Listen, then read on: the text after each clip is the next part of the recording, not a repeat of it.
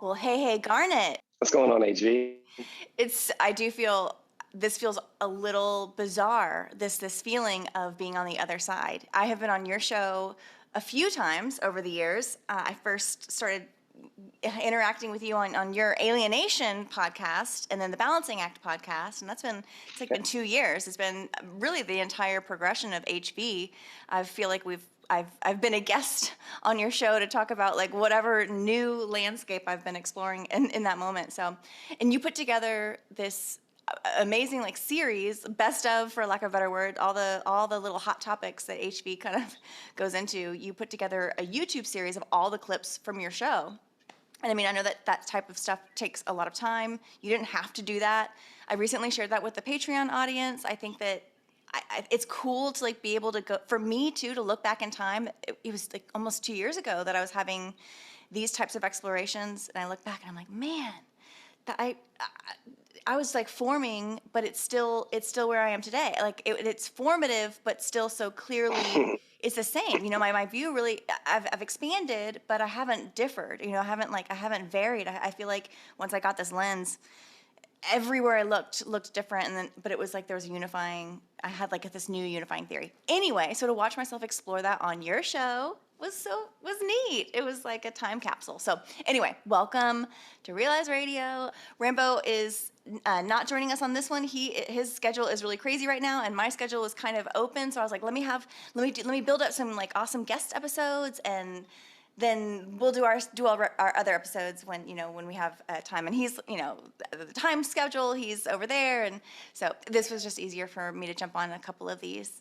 But yeah, he's probably asleep right now, huh? Yeah, he's ahead, and he's like, we used to have this one window that was like perfect for me and perfect for him, even though it was like odd hours for both of us. And then that schedule, like that just got imploded, and that time didn't work for us. And so to find like a new time, it was like so it's actually kind of hard scheduling. Oh, and then when we have someone we actually record with shout out to one of our listeners, Leo. He's in Borneo, and so he's like he's another 8 hours ahead of them, and it's just like, man, we're all over the world. But anyway. Welcome. You are the host, creator of like a little podcast empire. Alienation was the first generation, right? Like that was Gen 1. It's just a continuation. Yeah. The name Alienation was just like, I felt like I was trying too hard to be like too witty, because it was, alienation is a sense of loneliness, and like that's a real topic. But at the same time, like it just, a nation of aliens, like and then also like a nation of people alienated from the mainstream narrative. It hits on a lot of levels. I love wordplay. But I know what you mean when you're like, because it is wordplay. It makes you feel like you're. Yeah, I know. I'm guilty. And then the balancing act was like also like kind of in reference to that. Like I'm not going to try it so hard. Like I need to balance myself out. Like it's also wordplay though. You realize the irony there. The balancing act is also kind of is like that's a phrase. But I love it. It's it definitely is. But I like it. Yeah, it's a little more balanced, right? Yeah, love it. No, actually, you found your true north didn't change. You found the right. Yeah, I needed a grounding. I needed a ground. Speaking in electrical terms, I needed a ground wire. So you're in the world. You're in this world. Like you're kind of on social media too. I feel like you stay out of the fray as far as I try. Yeah, you do a great job. I feel like you do a great job. But I know you're observing, and I know you're up with it, and I know you like. What is as far as your stuff is concerned? Yeah, as far as like what you do, I'm trying to focus on the rendering aspect. Like I would just get exhausted if I did the amount of research you do, and I appreciate you. I feel like everybody has their piece in this grand puzzle, But so man, I would burn myself out if I were you. I can't stop. Yeah. Can't stop, won't stop. No, ma'am. No, sir. I love it. I love it. For me, I gotta take a deep breath every now and then. I try to focus on more like spiritual. A lot of the times it's like people are like, well, demons are spiritual too. Be more specific. And it's like, well, I'm not shying away from that either. I'm not pretending to be an angel. That's a big part of it. Our capacity for both. Every single human being has the capacity to be an absolute monster or an angel. The rendering aspect of what you talk about, I feel like that's, to me, it's the one that resonates the most because it's the one that we have control over. Interesting. Yeah, absolutely. It's like, yeah, of course they're always trying to deceive us. I understand that like the John Benet Ramsey thing was kind of like that was like your initial kind of red pill, so to speak, for sure, into this world. Yeah. See, I've been on this like 08, 09, I started realizing that we were being lied to about everything all the time. Yeah. And so, yeah, I mean, at a certain point, you just, I don't know, maybe it won't happen to you, but man, sometimes I just have to, the rendering part is on point, and like the loosh part is on point too, but I don't like talking about that as much because I'd rather focus on like how we can use that to render something different and break out of. I feel like, it's kind of like the same argument some people say, like, in order to defeat racism, we just need to stop talking about it. And I'm starting to feel that way with like at least the evil side or the deception part of conspiracy. It's like, I'm acknowledging that there's a lot of truth there. I've been there.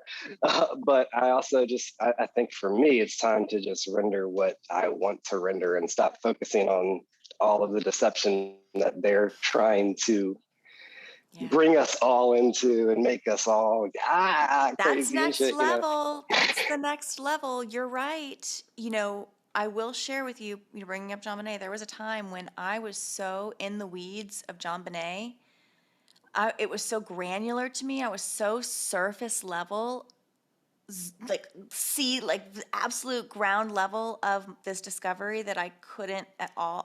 It was so important. It was so outsized in my mind. But then I pull back. I've lived in that initial discovery for 2 years, and now it's like, it's all like John Benet is it's all that. It's not just her. It's not just this. It's not just that. It's all those. Just unplug. I'm getting there. I'll still get myself whipped up in a frenzy. I still sure will. And I go on these research from, I know, but it's like, to what end? But it's interesting. I give you that. I can't do it for life. Yeah. I like to say we do for today what we imagine for tomorrow. Like whatever energy we have today, we have to put it into today. Like we have to pour that energy into today because we won't always be able to do it. And so like if I have a fire in my belly over stuff, I'm like, I better point that. I better do something with it because I'm going to look back and be like, I sure wish I had the energy or the wherewithal. No, if you have the energy to do it, Especially like I appreciate you always at least bring the positive spin to it all, and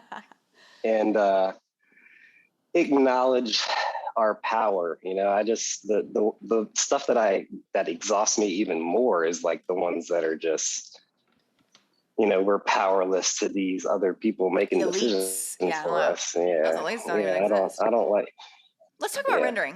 It is fascinating. Yeah, and of all the things, you're right. Like the John Benets of it all, that stuff's for the that stuff is it doesn't really matter at a certain point. Once you realize it doesn't matter, it's important for some people.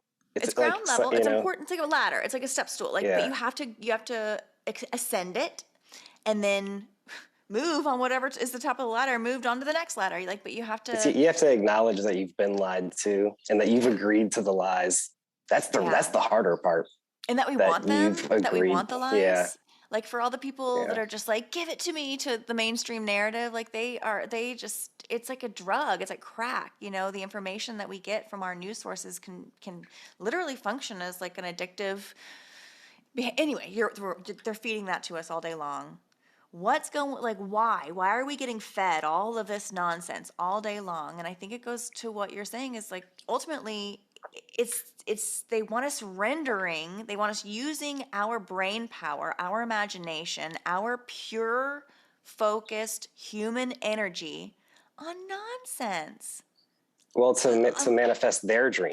They're they like want to us manifesting their dream, which is coded with all this weird stuff that we don't even realize, and words and magics and spells that we don't even understand, and we're just like, there's something about TikTok that makes my skin crawl.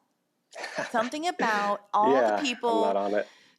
I'm not on it either, but sometimes I can't avoid it. Like, people post TikTok stuff on Instagram. On Instagram. Anyway, and the whole premise is recreating, is imitation game, right?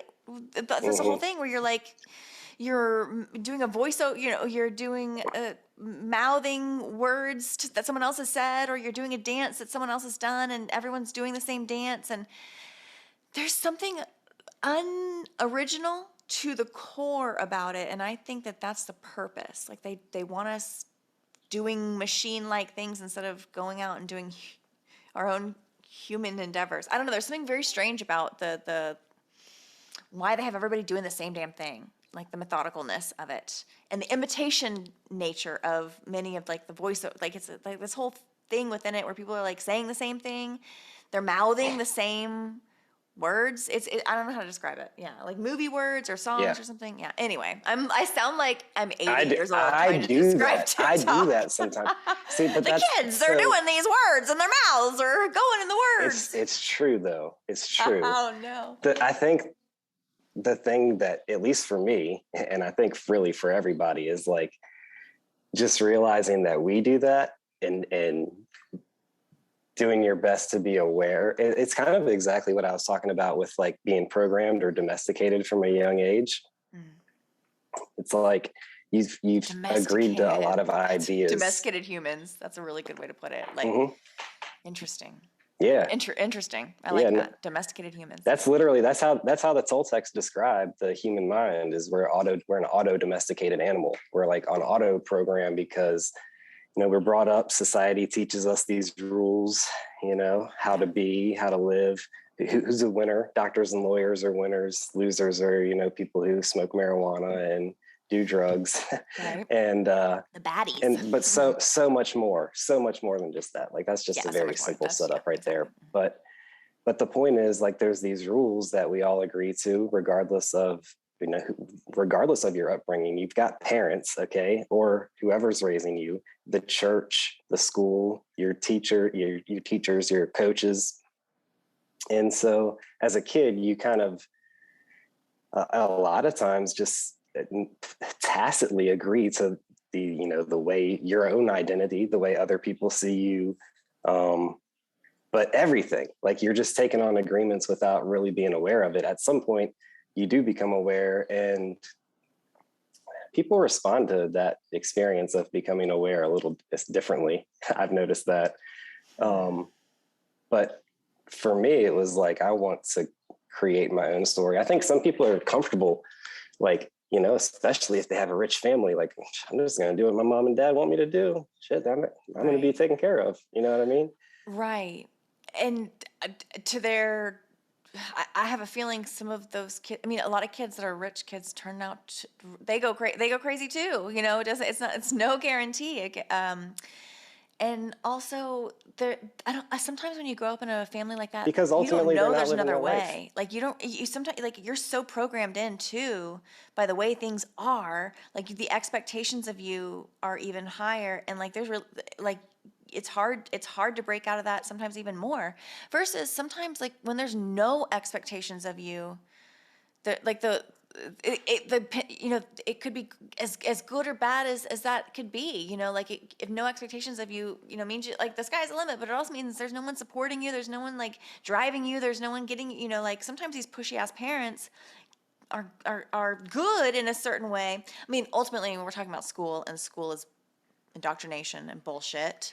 Well, I think it's also important to realize that, and it's hard for me to say this because I still have an issue with at least one of my parents, but I do have to recognize that they're doing the best they can from their limited understanding of reality, oftentimes very limited. They're doing it the way they should as well, like as far as society the way that they goes. think they should. Right. And I think society wants, like every generation has a really specific way of growing up, like a style of parenting that's pretty accepted. Like the Depression But era. I've also got an issue.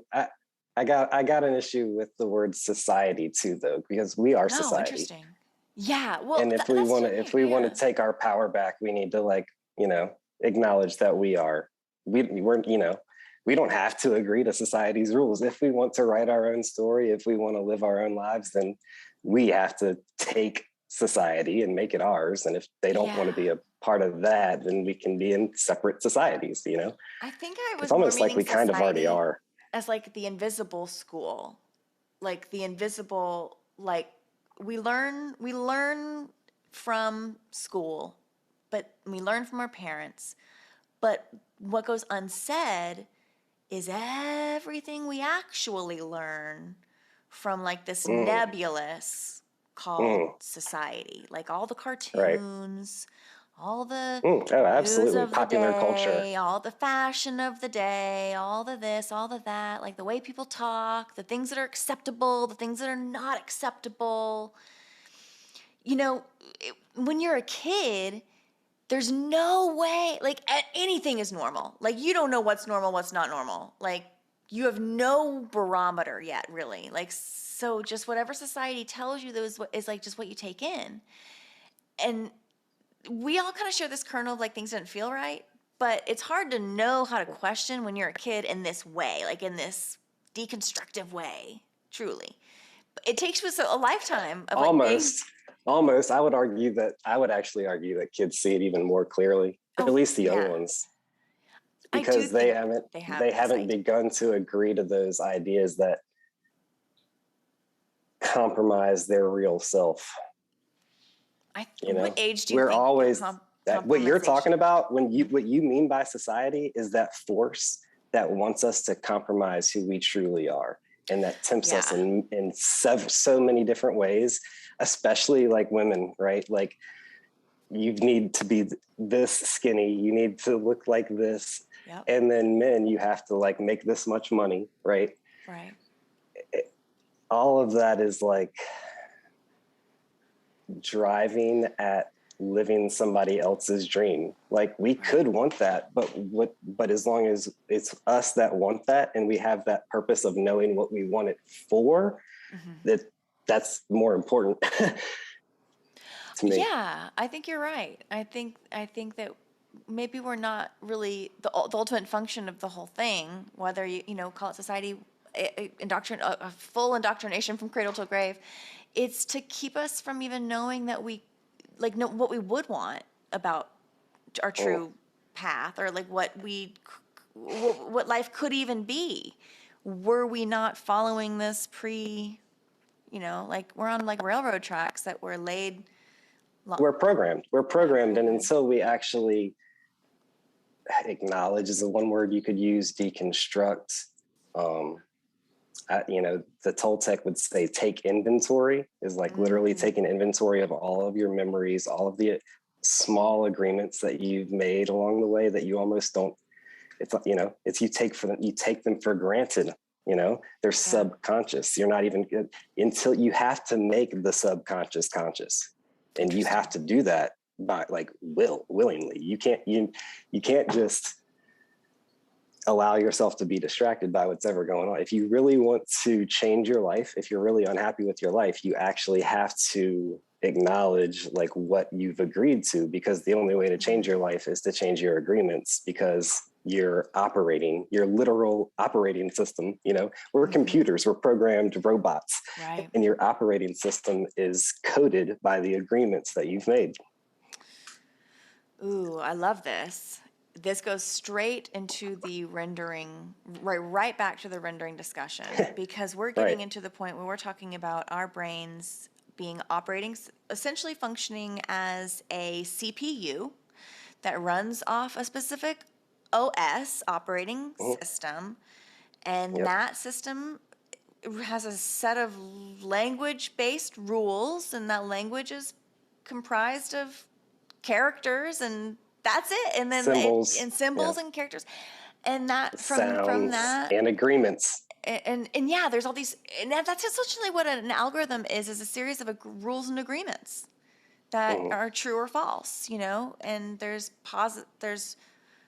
true outcomes and there's false outcomes, and it's like either or. And so all these algorithms are just like very, very simple rules at the base of a very, very, very, very complex system of other rules that are preceding these like parent if then that type of stuff. But all these ultimately, different it's pretty. types of commands. My favorite analogy for an algorithm is a thermostat. If above X, on. If below X, off. Like that's an algorithm, and that's a very simple one. But it's really just saying, you know, one is good, the other one do this, the other do that. You know, it doesn't. And then from there, it can be da da da da da da. But it's usually just two. You know, it's almost like a series of, it's like a chain of binary decisions. Da da da da da.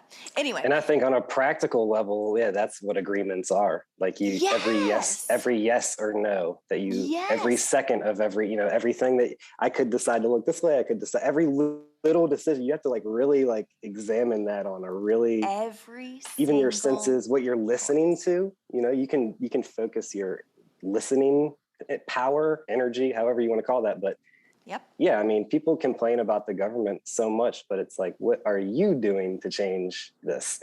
And it's in here too. I'm tapping my forehead. It's in our minds. It's in our brains. I think that the like, of course they're trying to fuck us. Like that shit. They want to fill our minds with nonsense. So played out. Because you're right. If we are truly as attuned and influenced, which I believe we are, energetically by whatever we take in, from changing our perception on our ears to be hearing the birds instead of the loud mower down the street, you know, like focusing, really, really hyper focusing, you know, that if that can influence us, our overall renderability, the life that we export down the road. I was going to say there is that. I mean, you do have to get to the point where you realize that you do have the ability to render or write your own story is, you know, one way that I would like to put that I word that oftentimes, you know, write your narrative. I believe Nick Hinton had an episode with Conspiracy. I think it was called Write Your Narrative. And that's pretty much like completely in line with what I'm about, is like, you have to, in order to live the life you want, first of all, you do have to know the life that you don't want. So that's why I did want to acknowledge, like, you do even have to get to the point where you realize that you have that power. So it's a labyrinth that I think we all have to go through. And oh yeah, I love that. Journey is a maze, and the goes inward. Do you watch Westworld? Or are you a Westworld show? And you know they have that map inside the skull, and it looks like a labyrinth. I'm a huge Westworld fan. Yeah. So how does that connect? How does Westworld? What do you think? You know, everybody watches Westworld and gets something different out of it. With your way of viewing what's important, what this world means, what we are as these machines. How do you view the ultimate story of Westworld? What are your thoughts? Ultimate lesson. Oof. Well, it's not done. It's not done yet, right? I just heard they're having a season 4. Yeah, I just. Yeah.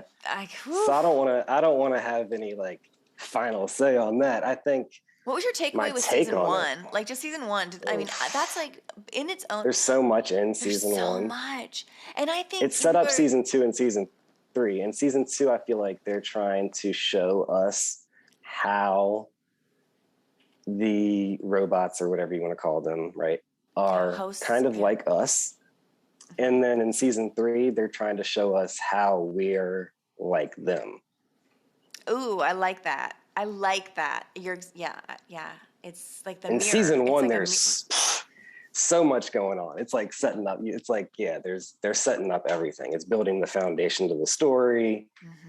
Yeah, there's so much going on in season 1. I don't even know what to say about that. It's just like it's its own experience. You have to watch it. If you haven't watched it, watch it. Yeah, there's going to be 4 seasons. That may seem overwhelming, but honestly, if you just watch season 1, episode 1, the pilot. The pilot is pretty full. Dude, Like the pilot touches on it's so crazy that you everything. just said that, because it wasn't like a month ago I went back and watched the first episode and I was like, that was all in the first episode. Like that They was most bake of it what I remembered about all the in. show. Even in the opening montage, that beautiful, just the way it's shot It's and every crazy. little thing, it's just every little It's a thing, masterpiece. it is a masterpiece. And when they show that false artificial sun and going over the thing in the opening scene, and and even the automatic playing piano, I think that there's something interesting. Anyway, but yes, Westworld, from the opening credit montage to just the pilot episode is it's like a seed you plant in the ground, because it has everything in it that it has. It's just so full of the rest of the thing.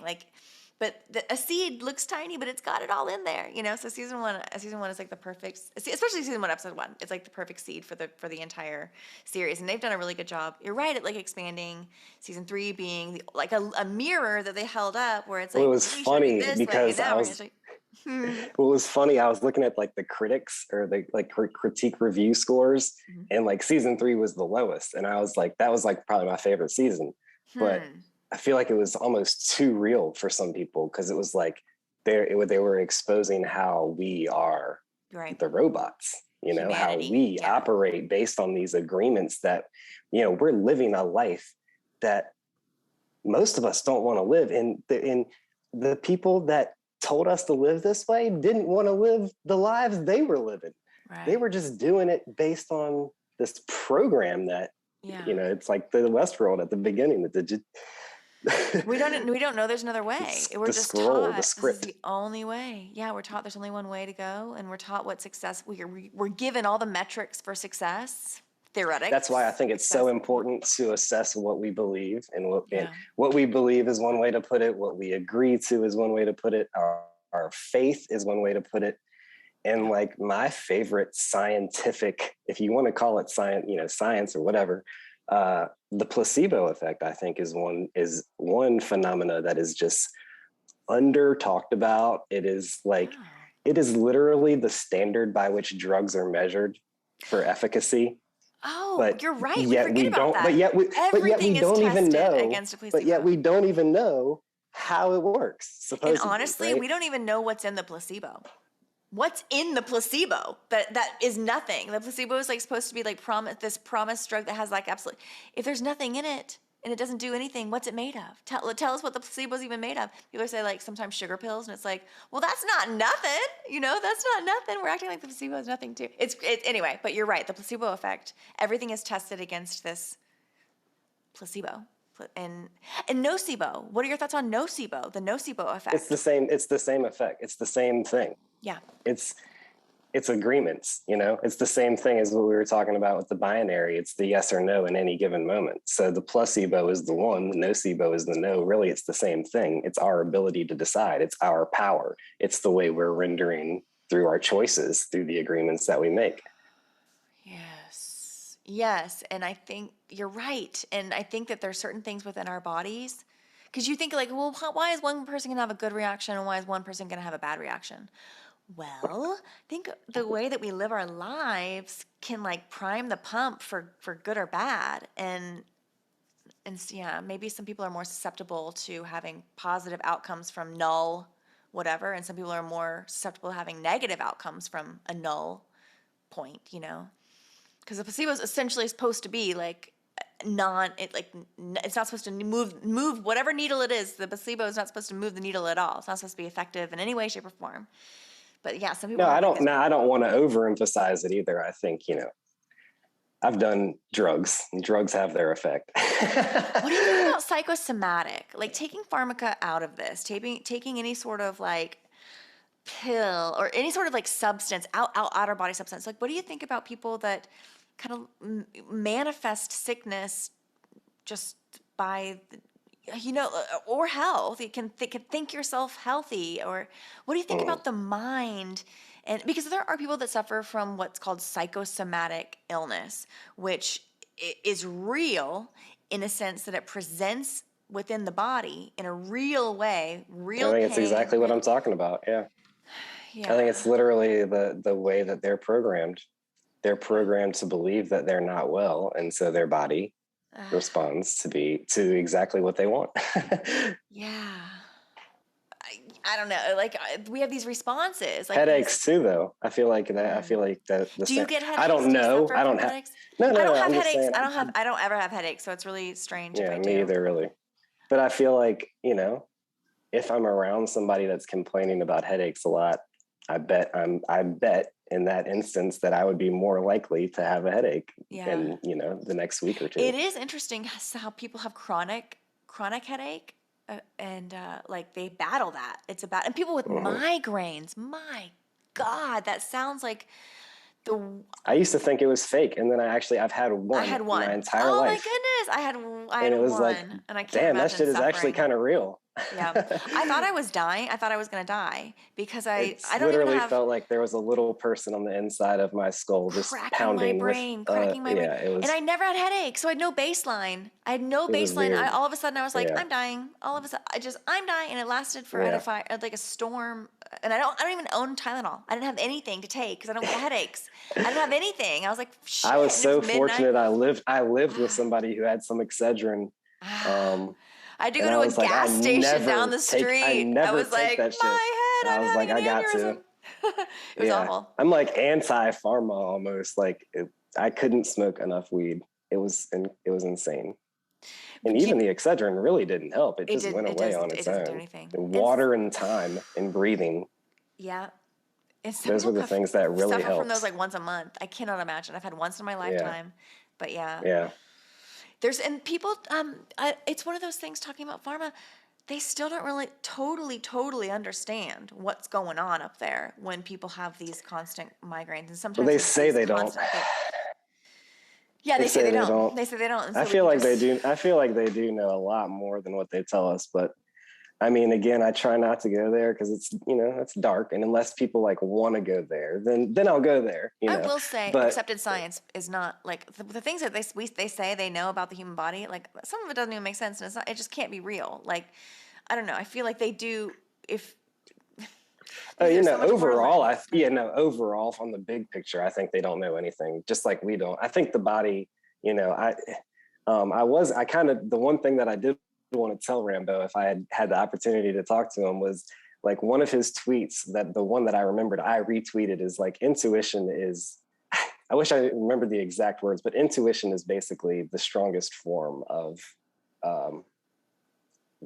verification or the authority, essentially. Like our body, you don't have to teach your heart how to beat. Right.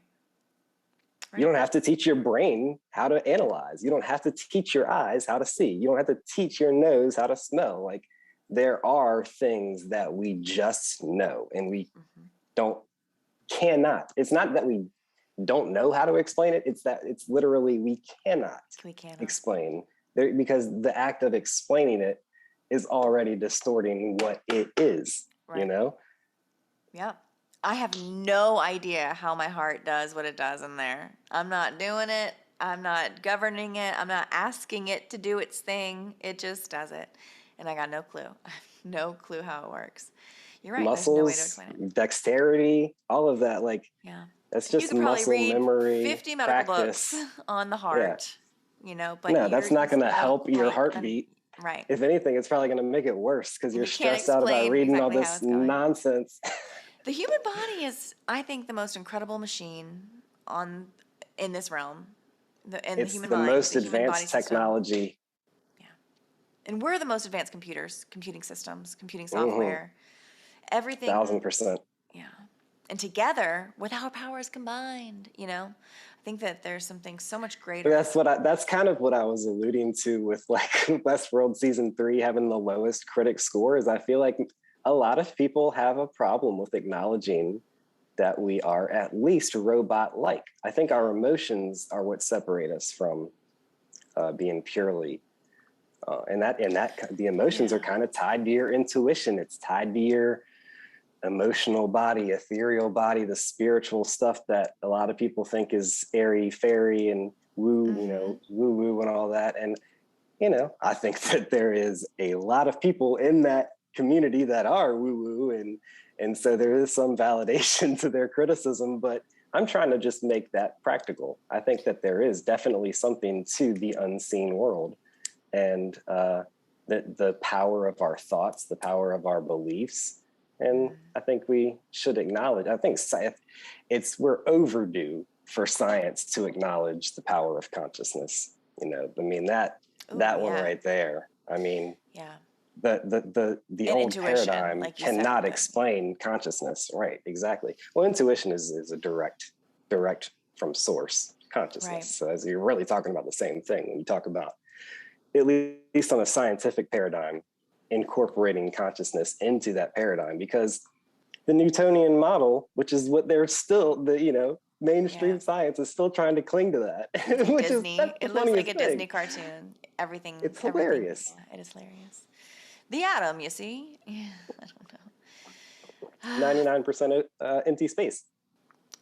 And gravity they hardly even want to talk about that. Can't be, it seems so obviously connected to like a sense of buoyancy and density to me, and things float, things fall and float. And how do you explain hydrogen, air balloon, like all these? It's like there's we still can't explain. It's magic. There's so many. The world is it really is, actually. It really is. I do believe this is a magical, mystical place, and we're trying to put hard physics on it. And I think the physics actually prove the magic, because I think our realm kind of bends to whatever the accepted applied physics of the day is, rendered through our brains. And so if we're all taught a certain way, we're all going to see the world in a certain way and render it in a certain way to a specified physics that we're all collectively taught. And they like kind of agreed upon these little rules and things. Again, algorithms, just rules, like da da da. And I think we all kind of collectively render. The Toltecs call it the voice of knowledge. It's like the voice in our head that wants to explain our experience rather than experience our experience. Oh, that feels like a mushroom trip right there. Like your consciousness slightly separating and go, no, just be in it, just feel it. Quit trying to explain everything all the time. That was me. When your body's totally quiet, when you shut that voice of knowledge off, that's when you're totally connected to your intuition. You know everything, but the minute that you go back into that voice of knowledge to try to explain how you know everything, you already fuck it up.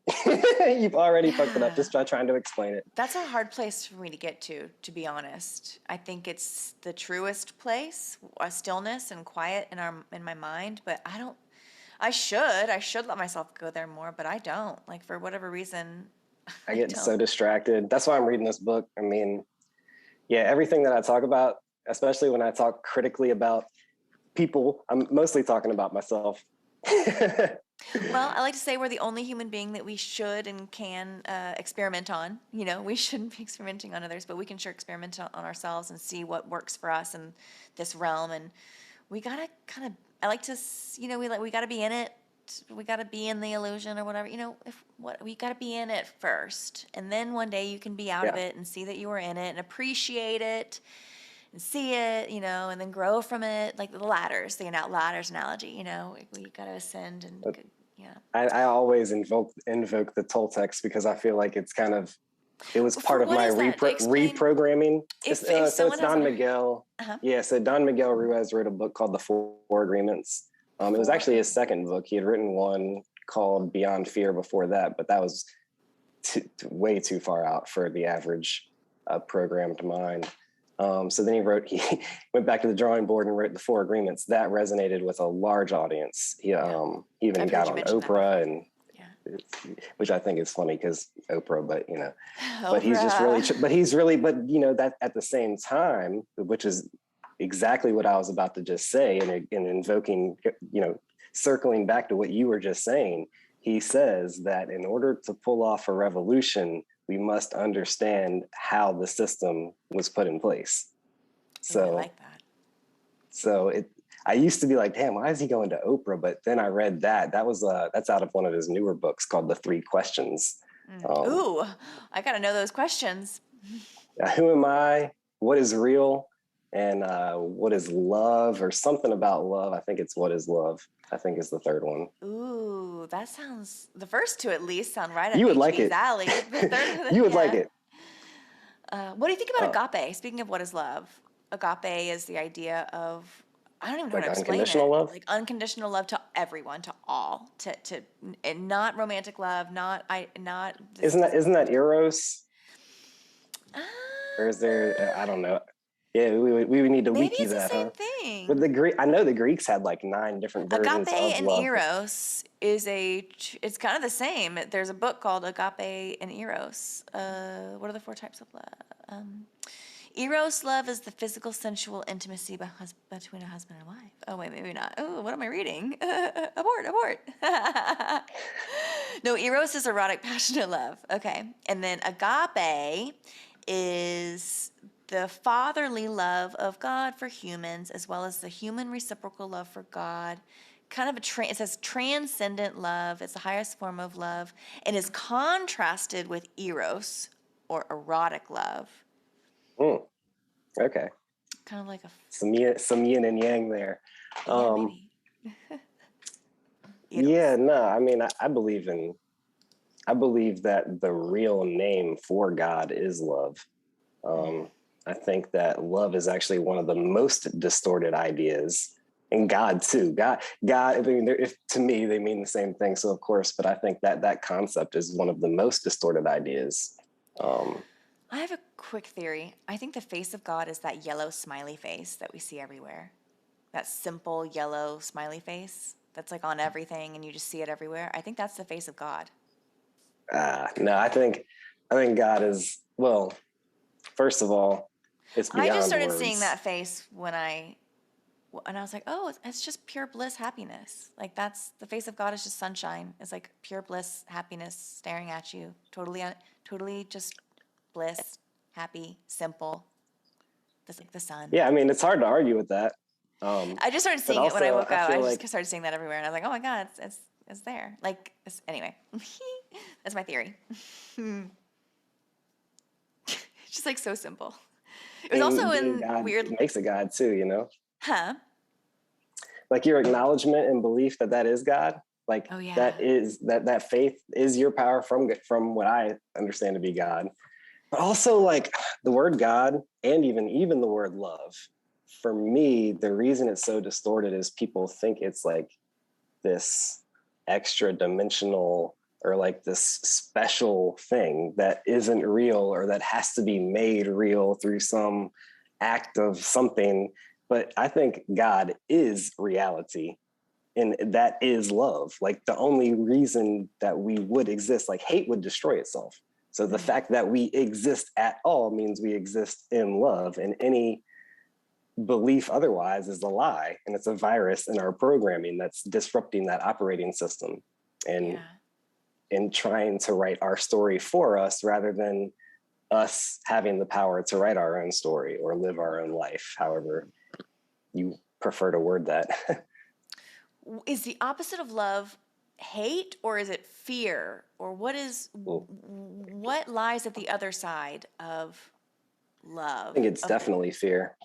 Yeah. I think it's definitely fear. I think hate is real though. Like hate comes from fear. Right. Okay. And but it also yes. comes from love too. Like you're not going to hate anything that you don't feel love for too.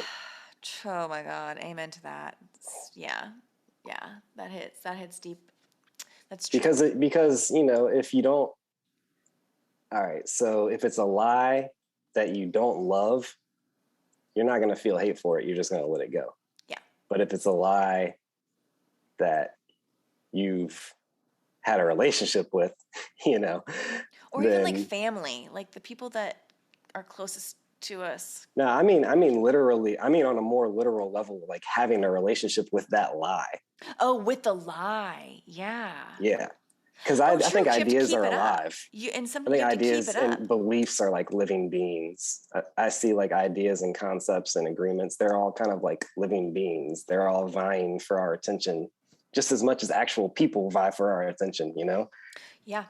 Oh, interesting. Kind of like taking up the RAM in the back of our minds. These thoughts and ideas kind of pressing up against. Like if you don't believe it, that's one of my favorite things to talk about actually, because if you to reveal the power of your belief, don't believe anything. Literally don't believe anything at all. Then only the truth will survive. All the lies will dissipate. Now, the problem is we're addicted to a lot of the lies, and some of the lies serve us in seductive ways. So we continue to go along with them. And that's something that we have to be disciplined with ourselves in order to fully acknowledge and flesh out. Right. And so there is a process there, but ultimately, if you truly don't believe anything, the truth will survive your doubt, Yeah.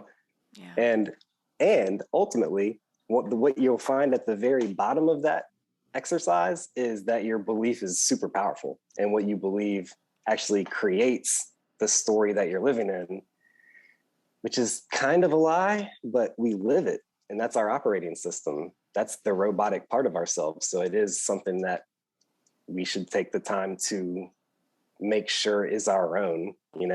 If we want to be happy, then we should be living our own life rather than somebody else, some agreements that we agreed to from teachers and old childhood, right. Friends and stuff that until you take that inventory, as the Toltecs call it, or examine your subconscious, as, more like scientific person might say, it's like you have to undertake that exercise to even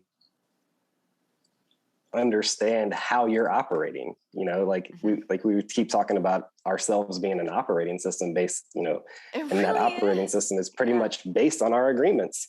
And a lot of our agreements we don't even see because of the same reasons that we've been talking about previously. We're distracted by culture and whatever else. We've entered into them with consent, willingly, without even knowing, without even realizing. I mean, even our name. Even our name. We didn't agree to our name. I mean, there's a lot of things. My name was switched at birth.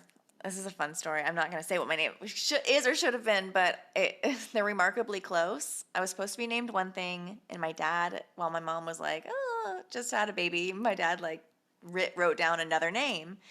It was close, but she was like, that's not the name. Anyway, so that switcheroo has actually been following me my entire life. And I have a real identity problem with my name. Nobody even my friend, nobody calls me the same thing. Everyone calls me different things. I'm never really associated with my actual name. And I think you're HV and JK. So all these things. And JK isn't even my name. It's not even my real initials. It's like, where is Just she kidding. in there? Yeah, it's like, when I was a kid, my dad used to call me JJ McKay. It was like this old radio DJ from the 60s from California. He was like an old famous radio DJ. Anyway, it's not my name. It's just a random ass nickname that stuck. And he used to call me JJ McKay. And so JK is like this truncation of my childhood nickname. It's not even my name. What is my name? I don't know. But you're right. Our names, what we are called and what we identify. Because let's say your name is Josh. You're going to hear Josh, 50,000 times over your lifetime. Maybe more. I don't even know. That's just a total shot in the dark. But you're going to hear it every day, a lot, many times, constantly, your whole life. You're going to hear that name at you. There's something there. There's something there. Just think about just the constantness of the names. That word over and over, always your whole life. The day that you realize that even that was an agreement, even if it was subconscious and we didn't choose it really. Do you think we choose to be here before we come? Do you think I do. I do believe that. And essentially, but even if you don't, yeah. But within that thought, if we choose to come, but we agree to forget everything, that's how it works. We have to start over fresh, and we can't remember that we chose to come here, right? That's kind of how it works theoretically. I don't know, but I love that idea. I love that thought. I've been having this conversation, trying to explore this idea over and over. It's a fun one. I think you're right to an extent. I think if you truly undergo some of the exercises that I've been talking about with taking the inventory, you can almost go back to that moment. That's what I want to do. But I'm also at a weird point. Okay, so that's what I want to do theoretically. I think that's how the humanity But then works. that's the point at which you have to let go of all of the they're trying to deceive us and just start rendering what you want to render. I also have this very strong feeling that I've never been here before. That this is my first time here. First time. First and only. I'm never coming back. For sure, never coming back. But also that I've never been here before. Because I remember when I was really coming online, a lot of But people what do would you say, mean by here then? What do you mean by here? Because I would argue that I think I'm a what you new truly soul. are I is think I'm a new infinite. soul. If souls are real and they're Okay. recycled, I think mine is new. I think the soul, and maybe the spirit and the soul are slightly different or something. I don't know. I think there's something about, I'm not like a new human. I'm not like an alien, but I think that whatever is operating me is like never been here before. And I'm just like really curious about the But things. I think when you say here, yeah, I think we all feel like we haven't been here, because That's when you true. say here, I feel like what's resonating with me when you say here, at least in that moment, is like this world of fucking like massive confusion and massive It could be deception. it. Yeah, I definitely feel Like disconnected. I am guilty of making it sound easy sometimes, because it's like the level of deception runs mad deep. So like, yeah, to even get to the point where you realize that you have the power to disconnect from that and agree to whatever you want to agree to. First of all, that experience can be shattering for some people, but when you do, as you would word it, come back online, that experience is going to be a shock too, because you see everybody else living other people's lives. They're living the lives that their grandparents or their teachers or their mentors. Most people are not living their own lives. I'm not going to say everybody, but I think I a would agree lot with of that. I people would are say the living vast majority, somebody else's life. but they don't realize it either. And so that's the And thing too. what a lot of people, I was going to say, what a lot of people call NPCs, I think they're real people in the sense that they're, they have bodies like we had before we came online, but they're just I either was an resisting NPC for coming the majority of online. my life, for 30 plus years. And then Right, I woke right, up right, and right, right. I was like, oh my gosh, I have thoughts of my own. What? And I thought that the old Yeah, thoughts were thoughts of my own. They weren't. They were not. And who right. knows? I'm still exploring what these are. That's the domestication though. Like Yeah. we're all domesticated. We're, by our community. Everybody has a story, and that story I really love that term. We know what domesticated animal is. It's an animal that can no longer live in the wild without extreme help or guidance from another hand. Mm-hmm. Ugh, That's what we are, and that's we what we auto are. domesticate ourselves. Yeah. And Auto domesticate. Yep. Yep. Yep. Wow. I love that term. I've actually never yeah, heard that term before. I've never heard that term until you brought it up. So thank you. Thank you for yeah, introducing me to and it. it's like the story that we're living. I think you can't avoid it when you're born, right? There is a story that's in place for you, at least up until a certain point, where you either have the choice. First, I think the first choice is the choice to even become aware or not. You can just make the choice to like, no, I'm going to continue in this loop. I like this loop. Let's just roll with this loop, But you can make the choice to even be aware that, okay, I'm letting the story operate itself. If I'm happy with that, and I think that there might be a slight percentage of people that are actually happy with that, and they can go with that, and that's fine. But if you're not happy with that, and I think a lot of people aren't really happy with it, but they're just not willing to have the courage, or I don't know. I can't speak for anybody else, but the decision to, once you've become aware, to actually take that decision and apply it all the way back to like, even like what I was just saying, your name. You didn't agree to your name. Wow. You don't agree to 90% of the concepts about yourself. You're skinny, you're tall, you're short. That's other people's perception of you. You are whatever the fuck you want to agree to, really. Those are just symbols and ideas, and it's all in your brain, or, in your body somewhere. Every I think our whole body is our brain. I think that's another kind of deception. I think our like you whole said, our body is intuition smart. is gut, like our gut intuition. There's definitely a brain. Yeah, they talk about that. And yeah. I mean, I've had a massive feet injury, and like I've looked into reflexology. I think the feet are smart. And then the more I've looked into all of that type of stuff, I'm just like, no, every cell in your body has its own nucleus, its own brain. Like, that alone should tell you the whole thing is alive. It's smart. Your brain doesn't dictate the nerves in your knee. Your knee dictates the nerves in your knee. Your knee is smart. Yeah. Our brain's kind of like a train conductor, maybe in a way, like it, or like I think, yeah, kind of like analysis. or like I a think it's switchboard operator in some way or something. It kind of sends thing. It's like the data center, I guess. I don't know, but yeah, you're right. And like our central nervous system, how it's like it looks like a bolt of lightning just going through our body, and we really the are like three electrical words I beings. think of.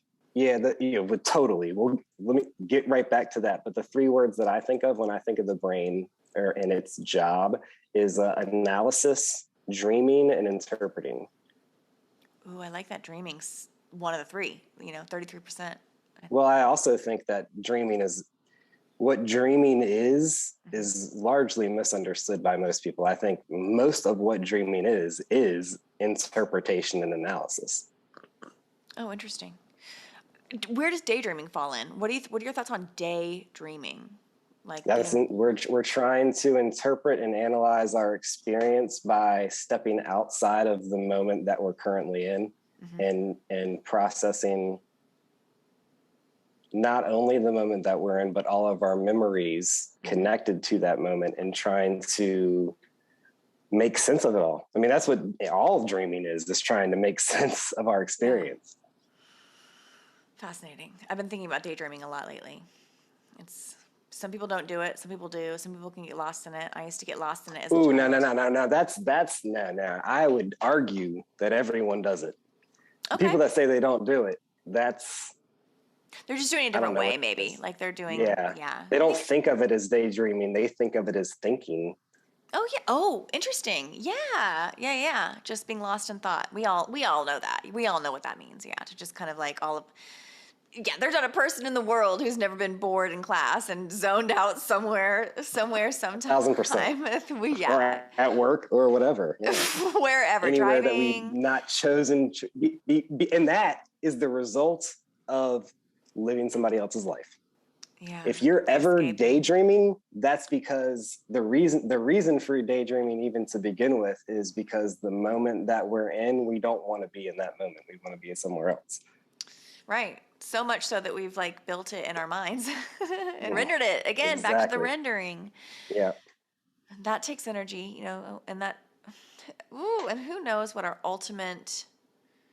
I have to emphasize though, like, because I always like am very hyper aware of sounding egotistical or sounding like I know something other people don't. Like we all know this.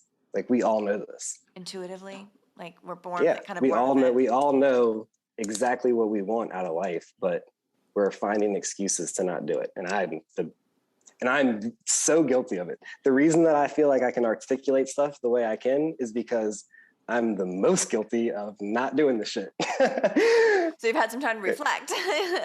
Yeah, exactly. Yeah. Interesting. I love that you lead with the agreements element of it. It goes back to just self accountability, because ultimately this like lessons of these discussions I've been having lately, and lessons that I've kind of coming to more strongly lately. It all just comes back to. Well, it's the yin yang, right? You cannot, accountability. A lot of people hear that word and it sounds hard, or responsibility. That's taken it sounds hard, right? But think about what that means. If you're accountable, then you're like free. Like you said, like we could put our eyes this way or our eyes this way. We could turn this way or this way. Literally everything we do has some sort of binary option component to it. Like something we could do. Yeah, I mean, if you're not accountable, then how can you be free if you're not accountable? Right. At first I thought you said if you're not a cannibal, and I was like, well, hopefully nobody's accountable or responsible is the word. I actually prefer the word responsible, but like responsible, everybody they shy from their responsibilities, or from now I shouldn't say their responsibilities, because that's actually a different nuance there, but they shy away from taking responsibility. And it's like if they actually framed that in their mind as gaining freedom, like the more freedom you have, the more you have to take responsibility, because in order to be free, you have to be an agent that makes decisions. And if you are yielding, was the word I'm looking for, if you're yielding that decision-making ability to somebody else saying, well, I'm just taking orders, or I'm just doing what grandma wanted me to do. I'm just doing what mom wanted me to do. I'm being I'm being a good family person. Right. Everybody wants to be a good family person, but what about when your family's fucking the world? At what point do you have to say, I want to do the right thing. I don't want to be a bad family member, but I also want to be a good human. I think want to be you're a good person. And I think all the big, like evil does happen in the world, but I don't think it's on this big boogeyman level. I've covered that before. I do think so much, most, if not all, of the hurt that transpires in this world is on the inside level, is like people very close to you. I'm going to tie a bunch of concepts together because you're 100% right. You're 1,000% right. But a bunch of different things that we've talked about in this episode, I'm going to try to bring together right now. It's like, of course, I'm going to lose my train of thought right when I was about to bring it all together. But I have one more thought on the family thing. I have one more thought on like, I just think that what does that lead to? I think because hurt people and they don't make good they don't know unless and I think all of us are like solvents. All of us are like alchemists in our own way. Like we have the ability to transmute bad into good if we just use the right chemicals. You got me back on my train of thought. Okay, awesome. I'm gonna let you take it. Yeah, I've talked about this. You said before. Evil. You said evil, and I think this is my worldview, right? I think that evil, what we call evil, is actually the result of believing lies. And what lies are is just like a computer virus, because love is the only truth. Love is what is true. Existence, like I said earlier, existence could not exist unless love was the foundation of it. So evil, what we call evil, is the result of believing lies. That's what I wanted to say. I love that. Just like they do in improv, I'm going to do yes and, because I want to build on that. I think you're exactly right. Evil is deception, ultimately. Like, evil is lies. Evil is the belief, is the perpetuation, and then the belief in, and that's what powers, our belief in it is what continues and powers the spell. Okay, so are you familiar with the Sigil of Lucifer? Of like that little, on all like your death metal music, there's like this sign, and it's called the Sigil of Lucifer, and Lucifer being the devil. It's kind of like, if you look up like the symbol of the devil, like you'll see this. It's a very familiar sign. Well, that symbol is a diagram of light and shadow. So like the representation of the devil, Lucifer, which is evil, the embodiment of evil, is ultimately just a diagram of shadows, of how the physical properties of light and how shadows work. It's like the same drawing. It's just it's just like a diagram of the same thing. It's like a 1-to-1. It's like the exact same thing. They just took how the physical properties of light and shadow and made that into a little symbol, and that's a symbol for Lucifer. I found that fascinating because it's like, yeah, ultimately Lucifer is quote unquote evil. And what is it representing but shadows? And shadows is what? Deception, lies, deception, shadow play. Symbolism. Just like going back to Plato's cave, the shadow play, the fire, the shadows on the wall. There's something there. There's something with truth being good, God, truth, good, and evil, evil lies, evil false light, lie. There's something there. I think that, yeah, I don't know. Why are we taught all this stuff? Why are we taught that heaven is out there and hell is down there? And we're not really taught that it's all kind of in here, and the gate, like the journey is I think that as much as I've already, I'm a paradox, but I said I don't like talking about it, but I think that actually does. It actually makes sense to bring up Luce in that instance, because I think that's exactly why, is that they want, and the reason I refrain from using the word Luce too much is because even the word itself, I think I've told you before, it's like lose and be quiet, which is why I respect you, because you talk about it a lot. But I prefer the word power because it sounds more positive, and it's like, yes, they do want us to lose our power and be quiet about it. Yeah. Because if we're talking about at a certain point, at a certain level of deception, and I think, the world we live in, when you were talking about here earlier, this is hell. This is the dream of hell. This is the dream of massive deception, ultimate deception. We don't even know what we are, who we are, where we are, because we're so deceived. There's a Westworld quote about how when you say here, we are in hell, yeah, right? Kind of, but we can create our personal heaven and then resonate that and do our best to do that with the little bit of time we have. In Westworld, Peter Abernathy, Dolores' dad, he says, "Hell is empty and all the devils are here." It's like, yep. I love that show. We do. We resonate on that, HB. We both love really that show. Do. That is a masterpiece of television. I'm not even a huge television fan, but I'm not one, really either. It just it hits so many different levels and layers and it's so many of these things that we talk about. Ford, I love Ford. Oh, Dr. Robert Ford, he's the best. His soliloquies, Yeah. I could just quote him all day. I feel like his major revelations. Everything is the power. It's in episode 1. Yeah, and that's so true. That's in episode 1. Making I was mistakes. like, when I went back and listened, I was like, that's in episode 1? Like, that was like my main takeaway from the whole show. The power of the mistake. Yeah. The reason you're here, Bernard. It's like, the reason we are here is a series of people who have made mistakes over a lifetime and learned from them. And I like the quote, like, we are the architects of our own fortune. That fortune can be good or bad, misfortune, but we are ultimately in control of how that next step is taken. I don't know. There's just something about choice. And again, you have the agreements. I think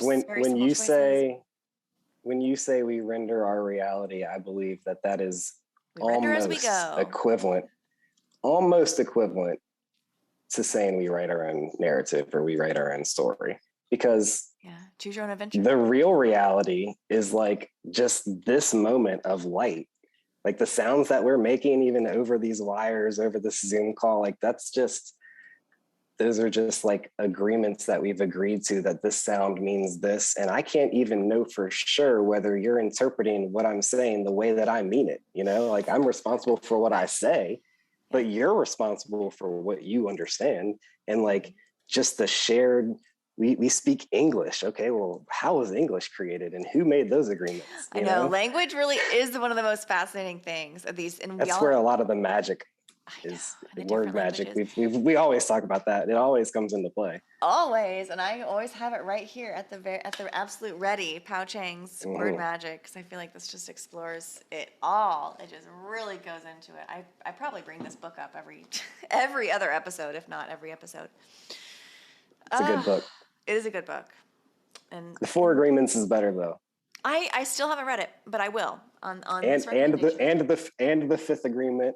And the 3 questions. Let me just start with the first 4. I could actually run off like 18 of them, but we'll start you with we'll start with baby steps. I like the number 4 too. Very nice.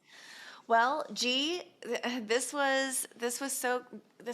I feel like I knew I was going to have a deep conversation with you. I knew that I was going to hit on things, be challenged a bit, which I love, expand my thinking, which I love. Solidify certain things, which also feels nice. These are what this is what makes like this whole endeavor worth it and meaningful, is having these experiences. And I have them all the time, even in my DMs. People like sending me stuff, and we're like minds getting blown left or right, and like people are starting to see things, and they're like, oh my gosh, and I just love that. But this conversation that we've been talking for an hour and a half almost, and it's just like. That it just goes by so quickly. I'm so amazed by how quickly time, how fluid and malleable time can be when you're like really in the moment. And like you said, the moment is all we have. This moment of life. But if we can like super tune in, we can slow it down. Our story. I feel like we can't escape our story. Like we can in through meditation or like whatever. But then at the end of the day, like.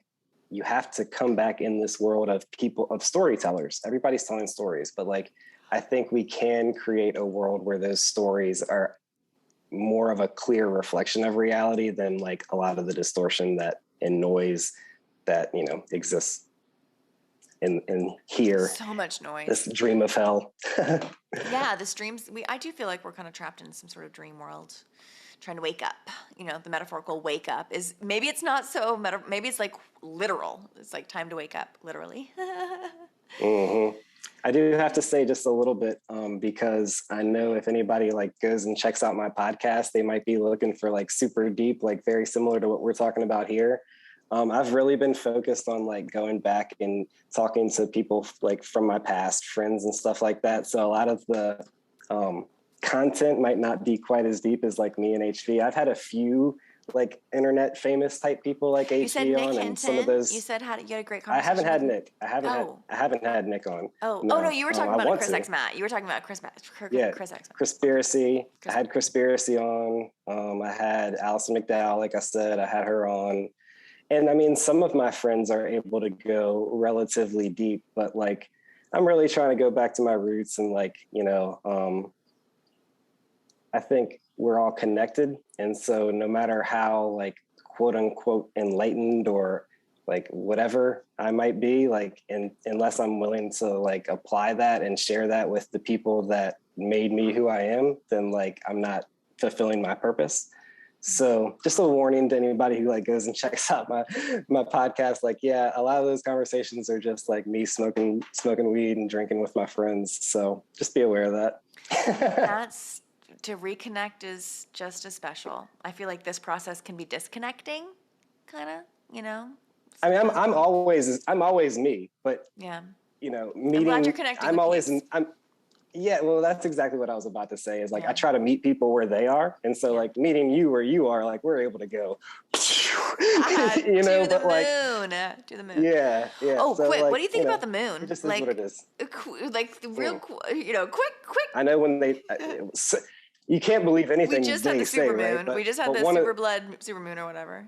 Super flower blood moon. One of the stories that I heard that, and it's funny, I'm going to use the word resonate here. One of the stories that actually resonated with me, and I was like, that resonates as a true story, right? Mm-hmm. Or a true, like, they're trying to send me a true message, right? They're not trying to distort things. Even though you have to, by using words, you're automatically distorting it, but you can try to use those words to be as clear as possible. You can intend to be a clear mirror, right? And so the story of like when they dropped something on the moon and it rang like a bell, I was like, that's really interesting. Like it rang like a bell, like it's hollow, like it doesn't, a thud is what would happen if it was solid, right? Like, and it's definitely put there. Like eclipses couldn't happen by chance. Like that, the fact that it is that size, and it's the proper distance from whatever we're on to make an eclipse at all. That's the last song on Dark Side of the Moon is Eclipse. And it's like that, just the thought of an eclipse, that's perfection. That's proof that there is an intelligent design to what's going on here. A perfection. So yeah, that's what I think about that. I think it rang like a bell. I think bell that is interesting. Like, there's a lot of stuff to believe and not believe about. Yeah. What do you think about that? That's crazy to me. I don't even know what to think about that. Sound doesn't travel in space. Like sound waves don't travel like that in space. Like, so what are they trying to tell us then? They're the bell is definitely important. You can't unring a bell. There's something about that. Bells are actually fascinating. They're fascinating in their construction, even how they're made, and the wheel that like spins a bell in a church. Whatever looks exactly like the same exact wheel that they started using in old movie projectors. Like there's there's a template with like the I got really into old bells recently. I don't think it's like I saw you had like one. You had like a thread or something. I had a thing on bells. Story on Instagram. I'm really into it right now. I did an explanation and exploration, but like you did something on sand. I love this stuff. I do. Love it. You never know what's going to catch my. It would exhaust the fuck out of me. But you're an interesting follow for sure. One of them was bells, and so the fact that and actually recently, so I hear every day there's this ice cream man that's got a little ice cream cart, and I hear this ting-a-ling-ling-ling-ling, from like miles away. I can just hear it. I can just hear it coming from miles away, and it's Same. just like, I got the ice cream guy. Hello. it's like you hear that noise, and I just catch it, and I'm like, it's something about the fucking. There's something about the bells, and it's like the bells. I keep getting reminded of bells all the time. I just said that to myself. I was like, it's something about the bells, and the fact that you just brought up the bell. Right? The I ask you about the bell. moon, and you bring up a bell, and I'm like, it's always about the bell. Like, I feel like that sometimes about sand. I'm like, it always goes back to sand, or it's like always goes back to this, and it's like. Bells is one of those things that I'm having right now that I need to, it's on my... Even like on our social media though, right? The notification bell. Yeah, we get a little ding. Yeah, the bells. Something about the bell. And like you wake up, you like ring a bell to like wake people up too, like the alarm bells. Oh man, you're taking it to another level there. I usually do. Well, this was wonderful. Next time we'll have Rambo. Next time, I just got this burst to chat with people and scheduling. I was just like, I'll just do it. Rambo, you sleep, because right now, who knows? I think it's like, it's like very, very, very late in Rambo's world. Well, next time I love this. I knew that this conversation was going to be amazing. It was. I hope everybody in the audience, again, caveat, the more recent episodes may not be mind expanding, but hey, sometimes it's really wonderful just to hear people vibing, and chatting, especially with people that sometimes that's you don't always want your mind blown. I don't always listen to conspiracy podcasts. I listen to regular old stuff because my brain needs a break every once in a while. So anyway. Well, that's why Westworld is truly a masterpiece, because it's like it's giving your brain a break and like letting you know all like if your brain doesn't want to break, it's awesome. If your brain wants a break, awesome. If your brain doesn't want to break, awesome. Like watch Westworld. That's the takeaway from this podcast. Except when it gets really violent, except when everyone's dying, and like some episodes are way more violent than others, and I don't like. I suffer through it, but I don't like violence on TV. I don't like violence anywhere. But I guess I just remind myself, it's not real. It's not real.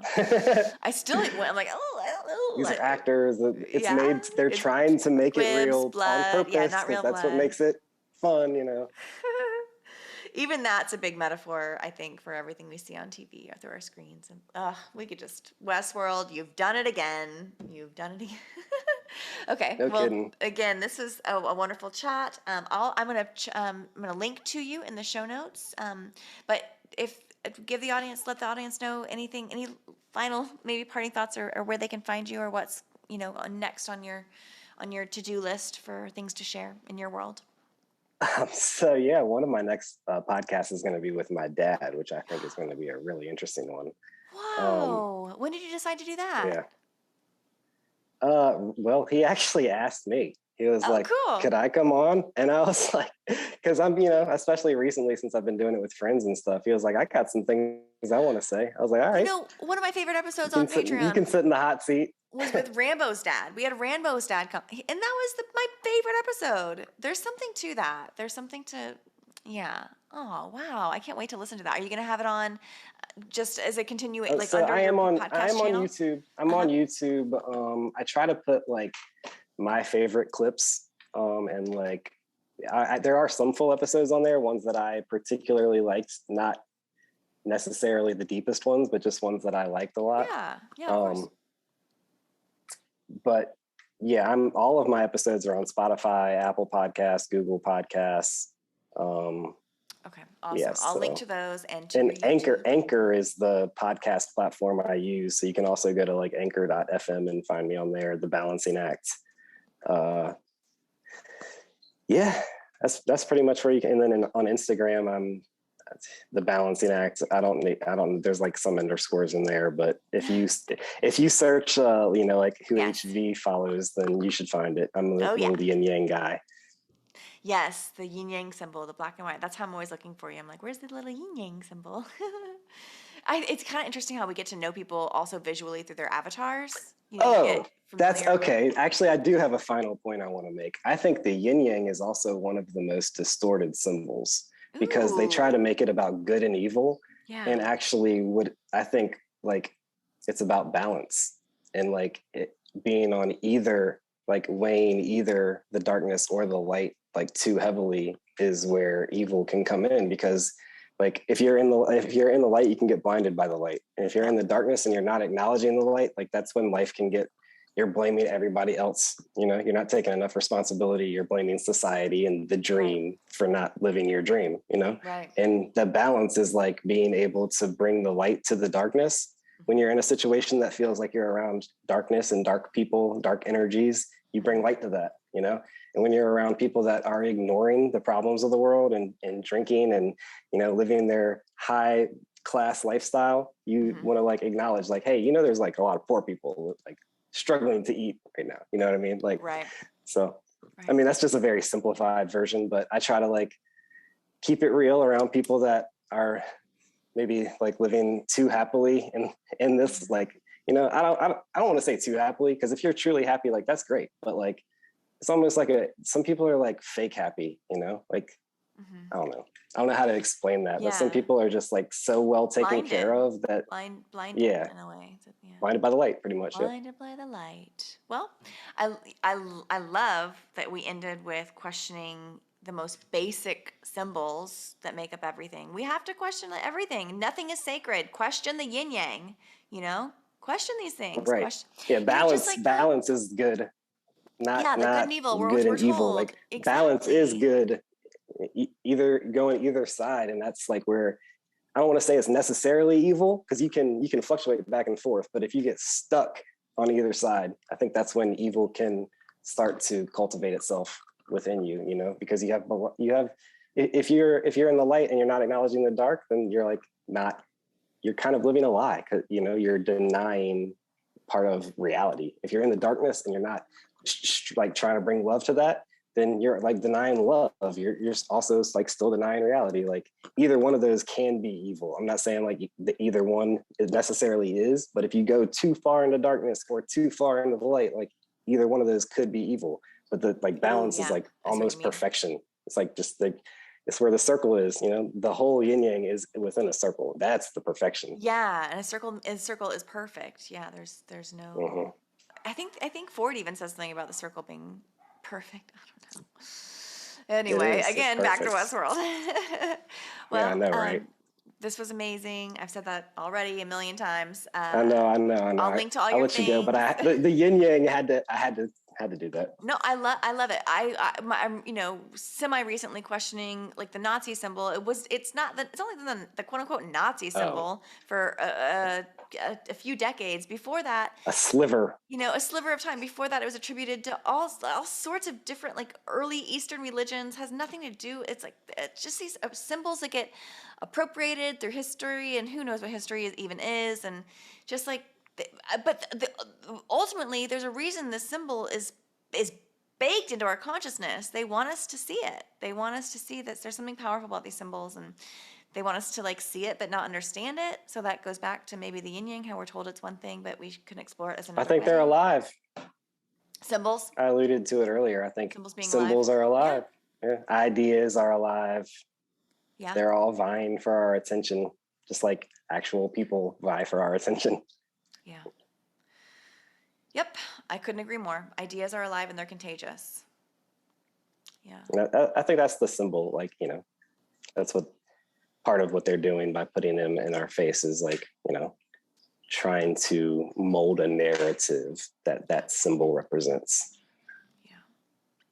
Well, protect what goes into your mind. Protect what goes on in your mind, and protect what goes into your mind. Yeah. I love these conversations. Me too. Okay, well, we'll talk soon. This was so wonderful. Thank you so much. Do you believe in repenting? What if the kingdom of heaven's within you? Do you think you would enter, huh? What do you know, huh? How do you know truth? From the pit of your soul, or just cause somebody told you? Do you think about what you think about? Do you see yourself in the people that you hang around? Keep quiet, let me think aloud. Listen up, wanna break it down. Question your perceptions, I'ma break it down and question your perceptions. Do you ever question your perceptions? Do you ever question it? Oh yeah. What if your money was worthless? Then would you know what your worth is and reconsider living with a purpose? How would you determine what work is? Are you seeking what's easy to purchase, or is it deeper than what's on the surface? Do you question Your perception's ever, so is real, huh? It ain't your politicians, nor your status. All of that is fiction, so it's real, huh? It ain't your entertainment, nor the industry. I heard it's filled with fake shit. I need truth over everything. Yeah. I need truth above all else. Just I need truth over everything. Yeah, give me the truth, give me the truth, give me the truth, yeah.